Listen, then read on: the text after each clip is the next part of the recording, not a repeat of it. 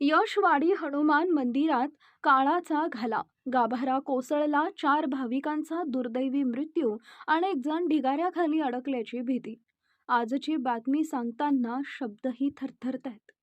परभणी जिल्ह्यातील मानवत तालुक्यात असलेल्या प्रसिद्ध यशवाडी त्रिमूर्ती हनुमान मंदिरात शनिवारी दुपारी एक हृदयद्रावक दुर्घटना घडली आहे. देवदर्शनासाठी आलेल्या भाविकांवर अक्षरशः मृत्यूचा डोंगर कोसळला.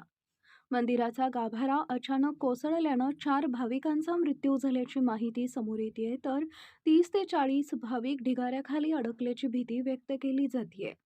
शनिवारचा दिवस, मंदिर परिसरात दर्शनासाठी भाविकांची मोठी गर्दी होती.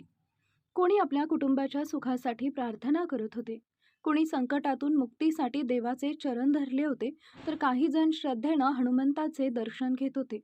मात्र कुणालाही कल्पना नव्हती की काही क्षणात आनंदाचं वातावरण शोकसागरात बदलणार आहे.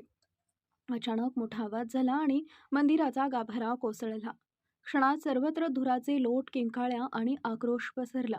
ढिगाऱ्याखाली अडकलेल्या आपल्या नातेवाईकांचा शोध घेण्यासाठी कुटुंबियांची धावपळ सुरू झाली.